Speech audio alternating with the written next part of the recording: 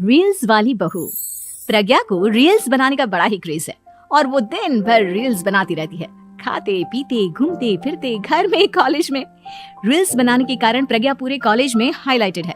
जहाँ उसके रील्स सभी को पसंद आते हैं, वहीं मनीषा चिंता में डूबी रहती है। एक रोज जब खाते हुए प्रज्ञा रील्स बना रही होती है, तब मनीषा कहती है, 1 मिनट भी चैन नहीं है इस लड़की को। ये नहीं कि खाना तो आराम से खा ले, लेकिन नहीं, अरे थोड़ी देर रील्स नहीं बनाओगी तो आसमान नहीं टूट पड़ेगा। अरे मम्मी, इसी को तो कहते हैं डिटर्मिनेशन। तुम नहीं समझोगी ये सब। भगवान, इस लड़की को सद्बुद्धि दे। जब देखो तब टेढ़ा बाका मुंह बनाती रहती है। मनीषा की बात का प्रज्ञा पर जरा भी असर नहीं होता और वो खाते खाते रील्स बनाती रहती है। दिन बीतने लगते हैं और देखते देखते प्रज्ञा का कॉलेज भी खत्म हो जाता है। आए दिन कोई ना कोई मनीषा को प्रज्ञा की शादी करवाने का सुझाव दे जाता है। सब ठीक ही कहते हैं, प्रज्ञा की शादी कर देनी चाहिए। अपने घर के काम काज में व्यस्त हो जाएगी तो खुद ही ये रील्स और नाच गाना बंद हो जाएगा। मनीषा और प्रेम प्रज्ञा के लिए एक अच्छा लड़का ढूंढने लगते हैं और तभी विकी का रिश्ता प्रज्ञा के लिए आता है, जिसने प्रज्ञा को उसकी रील्स देखकर पसंद कर लिया था। अगले दिन विकी अपने माता पिता के साथ प्रज्ञा के घर पहुंच जाता है और प्रज्ञा साड़ी पहने हाथों में चाय की ट्रे लिए उनके सामने आती है।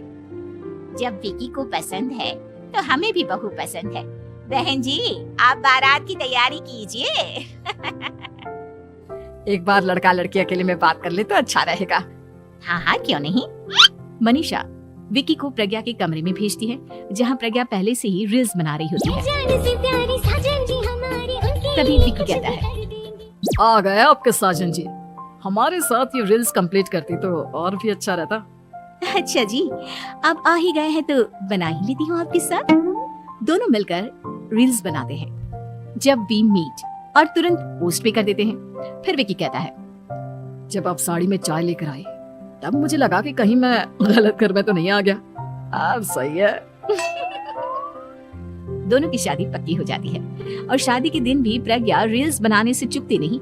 यहाँ तक कि बारात के समय भी नाचते हुए रील्स बनाती है। सभी लोग प्रज्ञा की तारीफ के पुल बांध देते हैं और प्रज्ञा नाचती गाती अपने ससुराल चली जाती है। सब कुछ अच्छा चल रहा होता है। प्रज्ञा यहाँ भी दिन भर हर चीज की रील्स बनाती रहती है। लेकिन कुछ दिनों के बाद जब सुनीता कहती है, बहू, ये रील्स के साथ साथ कुछ काम भी कर लिया करो।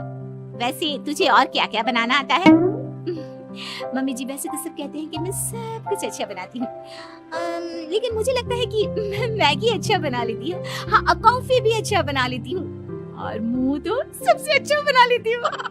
हैं? अच्छा अच्छा। सुनीता अपना माथा पकड़ लेती है और कहती है, बहू, कुछ खाना बनाना भी सीख लेती। मम्मी जी, मैं लंबी प्लानिंग कर रही हूँ। जल्दी ही मैं इतनी फेमस हो जाऊंगी कि मुझे पैसे मिलने लगेंगे। हम दोनों सास बहू राज करेंगे, राज। नौकर काम करेंगे और लोगों की तो लाइन लगेगी हमसे मिलने के लिए। तेरा दिमाग खराब हो गया है क्या बहू? हंसी मजाक तक ठीक है, लेकिन इस तरह घर नहीं चलते। जितना जल्दी हो इस घर के तौर तरीकों को सीख लो। प्रज्ञा मुंह घुमाकर चली जाती है और तुरंत उसी वक्त एक रील बनाती है। ये देख सुनीता का गुस्सा 7वें आसमान पर चला जाता है और विक्की के घर आती ही सुनीता उसे सब कुछ बताती है। विक्की भी अब प्रज्ञा की इन हरकतों से परेशान हो जाता है। तुम टेंशन मत लो मम्मा, मैं देख लूंगा। विक्की कमरे में जाता है तो देखता है कि प्रज्ञा रील्स बना रही है। विक्की बड़े ही प्यार से प्रज्ञा से कहता है, प्रज्ञा, इन सब के लिए मैं तुम्हें मना नहीं कर रहा हूँ, लेकिन फिर भी हर वक्त तो ये अच्छा नहीं लगता ना। समझने की कोशिश करो, मुझे भी तुम्हारा थोड़ा वक्त चाहिए। मैं जब ऑफिस से आता हूँ तो मुझे समय देने की जगह इसी में लगी रहती है। तुम ज्यादा ही सोच रहे हो। तुम भी मेरे साथ रील्स बनाओ ना, तुम्हें भी बहुत अच्छा लगेगा। तुम्हें इज्जत से कोई बात समझ में नहीं आती क्या? दिमाग खराब हो गया है तुम्हारा इस चकाचौंध से। अगर तुमने अपना रवैया नहीं बदला तो मैं तुमसे दूर चला जाऊंगा। तुम ही रिश्ता लेकर आए थे, मुझे लड़कों की कमी नहीं थी और ना आज है।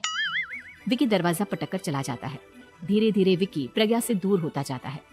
एक रोज मनीषा प्रज्ञा के ससुराल उससे मिलने जाती है।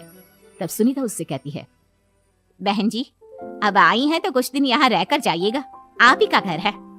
हाँ मम्मी, बहुत दिन हो गए तुम्हारे साथ एक भी रील नहीं बनाई मैंने। प्रज्ञा तुरंत अपने फोन में रील्स ऑन कर लेती है। ये सब मुझसे नहीं होगा।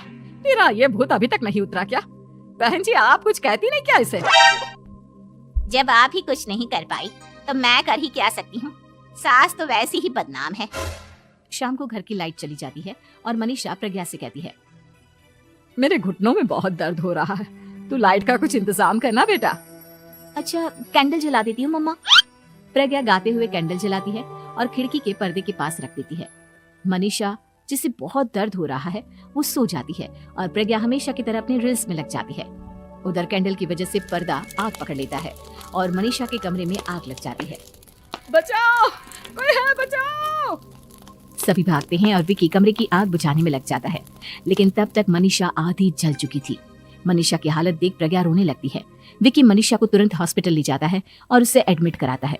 विकी प्रज्ञा से कहता है, देख लिया ना, तुम्हारे इस नाच गाने की वजह से आज तुम्हारी माँ की जान जाते जाते रह गई। अब पता नहीं तुम और क्या चाहती हो। उधर डॉक्टर कहते हैं, इनकी हालत बहुत नाजुक है, आधे से ज्यादा जल चुकी है। प्रज्ञा रोती हुई मंदिर में जाती है और भगवान के आगे जाकर कहती है, भगवान मेरी माँ को ठीक कर दो, मैं कसम खाती हूँ हाथ से ये रील्स बनाना छोड़ दूंगी, बस मुझे मेरी माँ वापस मिल जाए। 2 दिन बीत जाते हैं और मनीषा खतरे से बाहर आ जाती है। पेशेंट अब ठीक है, आप लोग उनसे मिल सकते हो। सब कोई मनीषा से मिलता है और प्रज्ञा सबके सामने अपना फोन तोड़ देती है। मुझे माफ कर दो मम्मा, मैंने तुम लोगों की बातों को नजरअंदाज किया। बेटा कोई भी चीज जरूरत से ज्यादा खराब है। मैंने तुम्हें रील्स बनाने से कभी मना नहीं किया, लेकिन हर वक्त एक ही चीज तो सही नहीं है। मैं समझ गई हूँ मम्मा, आई एम सॉरी।